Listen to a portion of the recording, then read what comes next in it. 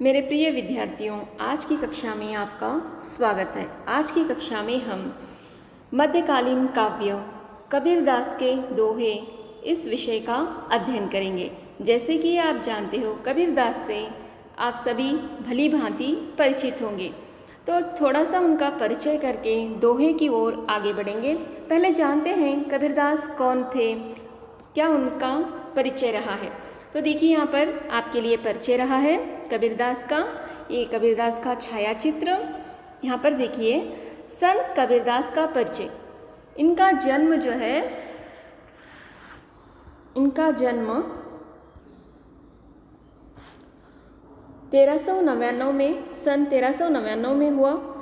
संत काव्यधारा के सर्वाधिक प्रभावशाली एवं भक्तिकालीन निर्गुण भक्ति के प्रवर्तक कबीरदास का जन्म काशी में हुआ, यानी काशी स्थान में इनका जन्म हुआ है। और यहाँ पर इनके बारे में आपको एक विचार पता होगा कि ये इनके माता पिता जो है नीरू और नीमा जुलाहा दंपति ने आपका पालन पोषण किया।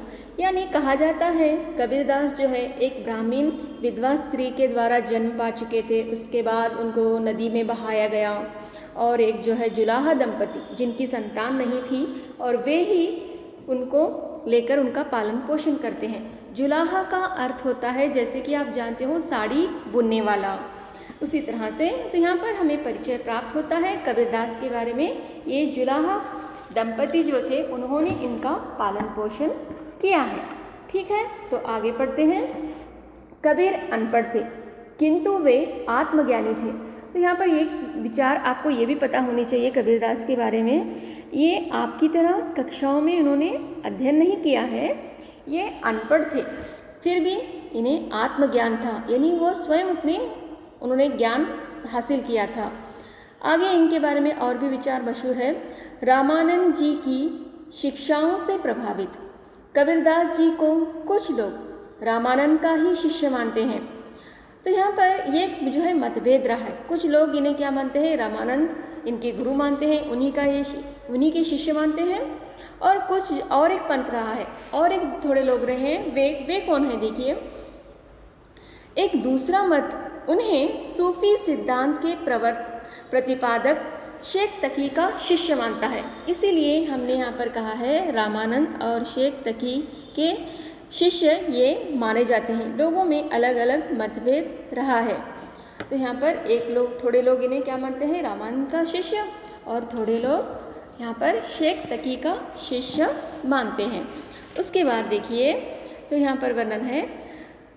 कहूँ कबीर मैं सो गुरु पाया, जाका नाम विवेक रे के आधार पर कुछ लोगों का मत है कि कबीरदास जी किसी व्यक्ति के शिष्य नहीं थे। तो यहाँ पर जो है एक वाक्य जो रहा है, कहूँ कबीर मैं सो गुरु पाया, जाका नाम विवेक रे। इस दोहे के अनुसार कुछ लोग कहते हैं इनके कोई गुरु नहीं थे, वे आत्मज्ञानी थे। उन्होंने अपने जीवन में जो भी भोगा उसके द्वारा ही उन्होंने शिक्षा पाई, ज्ञान पाया। इस तरह से भी मानने वाला एक मत रहा है। क्योंकि अब कबीरदास की जो रचनाएं रही हैं उन्हीं के आधार पर हम जो उनके बारे में अंदाज़ा लगा सकते हैं। आपने हिंदू मुस्लिम एकता, उस साथ ही भौतिक एवं आत्मिक परिष्कार, शुद्ध प्रेम, सच्चाई, सादगी आदि पर बल दिया। यानी ये किन विचारों को लेकर उन्होंने विशेष महत्व दिया है, यानी वह हिंदू मुस्लिम को एक करने का इन्होंने बहुत प्रयत्न किया, और साथ ही भौतिक और आध्यात्मिक जीवन को परिष्कार करना, और साथ ही शुद्ध प्रेम, यानी जो स्वार्थ भरा प्रेम को इन्होंने महत्व नहीं दिया है। सच्चाई के मार्ग पर चलने की बात कही। सादगी यानी आडंबर नहीं, जीवन में जो दिखावापन होता है उसे ये कबीरदास बिल्कुल भी महत्व नहीं देते हैं। उसके बाद हमें क्या विचार प्राप्त होता है देखिए। इनकी मृत्यु जो है सन 1518 में इनकी जो मृत्यु मगहर नामक स्थान में हुई। तो यहाँ पर इनके बारे में और एक विचार मशहूर है। तो कुछ लोग कहते हैं काशी में मरने से जो है स्वर्ग मिलता है, और कुछ लोग कहते हैं मगहर में मरने से नर्क मिलता है। तो वे कहते हैं अपने अंतिम क्षणों के दिनों में वह मगहर चले जाते हैं ताकि उनकी मृत्यु वहीं पर हो जाए। यानी वो कहते हैं कि ये स्वर्ग नर्क की बातें वो गलत है, इनका मानना था। वे कहते हैं व्यक्ति के कर्मों को महत्व दिया जाता है, जो व्यक्ति जैसा कर्म में करता है उसे वैसा फल मिलता है, ऐसा मानने वाले कबीरदास जी रहे हैं। और साथ ही और एक विचार इनके बारे में आप जानिए। कबीरदास की रचनाएं 3 भागों में विभक्त है। तो वो कौन से भाग रही है देखिए, साखी, सबद और रामायणी, जो बीजक नामक ग्रंथ में संकलित है। यानी इन्होंने जो भी रचनाएं लिखी उसमें साखी, सबद, रामायणी नामक विभाग रहे हैं और उसे उन सब को संग्रहित करके एक ग्रंथ बनाया गया, उसका नाम ही बीजक रहा है, नामक ग्रंथ में संकलित हैं। उसके बाद कबीर की भाषा को प्रायः खिचड़ी भाषा या सदुकड़ी भाषा कहा जाता है। यानी इनकी जो है घुमक्कड़ कवि थे, यानी घुमक्कड़ संत थे। जैसे कि आप जानते हो जो लोग घूमते रहते हैं तो वहाँ पर उन भाषाओं का प्रभाव उस व्यक्ति पर भी अवश्य पड़ता है। अब उदाहरण के लिए लिया जाए तो ये निपानी शहर, तो यहाँ पर देखो मराठी का प्रभाव है, कन्नड़ का प्रभाव है, हिंदी का प्रभाव है। जब एक कोई कन्नड़ भी भाषी व्यक्ति भी जब बोलता है तो वहाँ मुझे 50 रुपये दो या 50 रुपये दो नहीं बोलेगा, वो कहेगा 50-100 रुपये दो, 50 रुपये दो। यानी उसे भी मराठी का प्रभाव उस पर पड़ चुका है। यानी मिली जुली भाषा किस प्रकार से हमें यहाँ पर निपानी में मिलती है, उसी प्रकार से यहाँ पर भी जो है विचार हमें प्राप्त होते हैं। यानी कहने का तात्पर्य सिर्फ इतना ही है, जो व्यक्ति जितना घूमता है उन भाषाओं का प्रभाव भी उस पर पड़ता है। उसी तरह से कबीर जो है एक घुमक्कड़ संत थे, तो जहाँ जहाँ पर वे घूमते हैं तो उनको कई सारे भाषाओं का प्रभाव उन पर पड़ता है। इसीलिए उनकी भाषा को खिचड़ी भाषा या सदुकड़ी भाषा नाम दिया गया है। तो ये जानिए इनकी भाषा में हमें कौन से शब्द जो मिश्रित मिलते हैं, यानी जिनमें ब्रज, अवधी, राजस्थानी, अरबी, फारसी आदि शब्द जो है हम इनके जो है दोहों में पाते हैं। आपके प्रमुख शिष्य जी, जिनका नाम है धर्मदास जी, ने बीजक का संग्रह किया। तो यहाँ पर जो मैंने नाम दिया है आपको, इनके शिष्य धर्मदास रहे हैं। उन्होंने ही अपने गुरु के जो रचनाएं हैं उसे बीजक नामक ग्रंथ में संकलित किया है, संग्रहित किया है। इसका श्रेय है जो है धर्मदास जी को अवश्य जाता है। अब प्रस्तुत जो दोहे आपके लिए उपलब्ध हैं, अब इन दोहों में हम क्या विचार देखेंगे, किस विचार को लेकर ये दोहे आपके अध्ययन के लिए दिए गए हैं। तो क्या विचार रहा होगा, देखिए वे वह क्या विचार है। प्रस्तुत दोहों में कबीर ने गुरु महिमा क्या किया है, गुरु की महिमा, शरीर की नश्वरता, परमात्मा की स्वार्थ सर्वव्यापकता, यानी जब उनका मानना है परमात्मा सर्वव्यापी रहे हैं, भक्ति भावना एवं नीति परक उपदेश आदि गुणों पर प्रकाश डाला है। तो यानी आपके अध्ययन के लिए जो दोहे दिए गए हैं उनमें ये विचार विशेष रूप से प्राप्त है। ठीक है, तो आगे बढ़ते हैं। तो आगे जो है दोहों को आरंभ करने से पूर्व कुछ कठिन शब्दार्थ रहे हैं, उसे भी थोड़ा देख लेते हैं।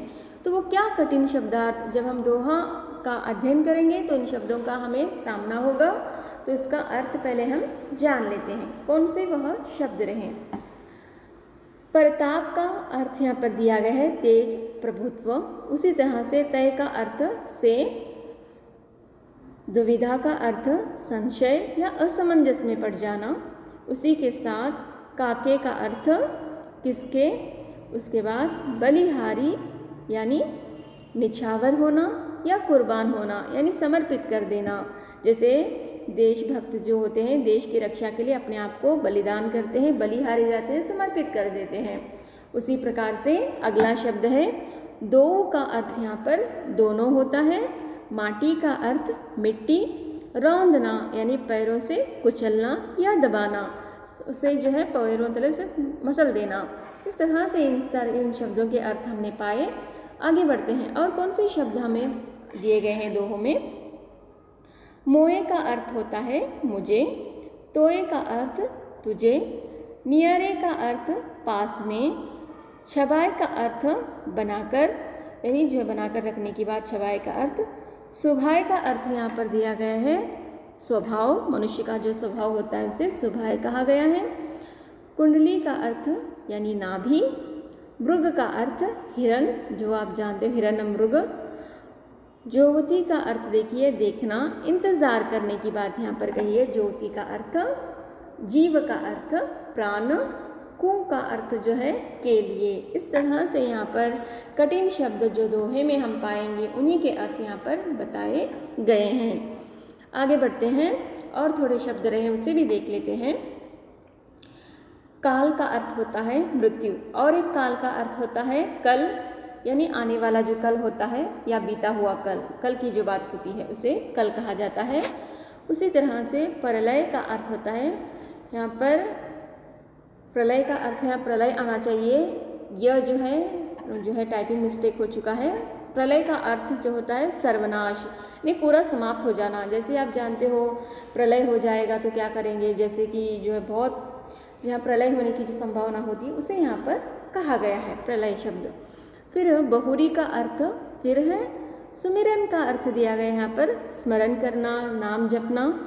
काहे का अर्थ है क्यों, ज्ञान का अर्थ है ज्ञान। इस तरह से म्यान का अर्थ तलवार रखने का कोश। इस तरह से हमें ये कठिन शब्द जो है यहाँ पर पूर्ण हो जाते हैं। अब हम दोहे की ओर आगे बढ़ते हैं। देखिए क्या दोहा रहा है। सदगुरु के प्रताप तई मिट गया सब दुख दर्द, कहा कबीर दुविधा मिटी गुरु मिलिया रामानंद। तो यहाँ पर इस दोहे से यही मान्यता रही है, इनके गुरु जो है रामानंद रहे हैं। उसके बाद वो कहते हैं सदगुरु के प्रताप से मिट गया सब दुख दर्द, यानी जो गुरु होते हैं, मार्गदर्शक होते हैं, आपकी सारी समस्या का समाधान कर देते हैं, यानी आपको सही मार्ग दिखाकर आपका जो भी दुख होता है उसे मिटा देते हैं। अगर हमें कोई अच्छा गुरु नहीं मिलता है, सत का यानी अच्छा गुरु, सच्चा गुरु नहीं मिलता है तो हम भटक जाते हैं, क्योंकि हमारे जीवन के लिए एक सच्चे गुरु का मार्गदर्शन बहुत ही आवश्यक होता है। तो यहाँ पर कबीरदास कहते हैं उनके जीवन में एक सच्चे गुरु के दर्शन उन्होंने पाए, वह गुरु कौन है, रामानंद। तो यहाँ पर कहते हैं देखिए सतगुरु के प्रताप से, यानी सतगुरु की महिमा से, उनके प्रभाव से उनके मिट गए सारे दुख दर्द, जो उनके जीवन में जो भी कष्ट थे वो सारे समाप्त हो गए।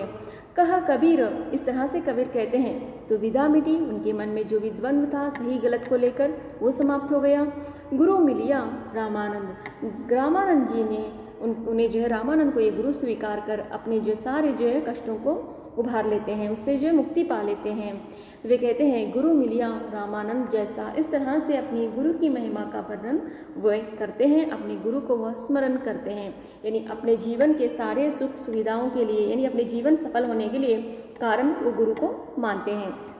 इस तरह से कबीरदास इस दोहे में अपने विचार अपने गुरु को समर्पित करते हुए प्रकट करते हैं। तो ठीक है, आज की कक्षा में इतना ही करेंगे हम। इसी दोहे के साथ इसी कक्षा यहीं पर रोक देंगे। बाकी जो भी दोहे रहे उसे अगली कक्षा में हम अध्ययन करेंगे। धन्यवाद।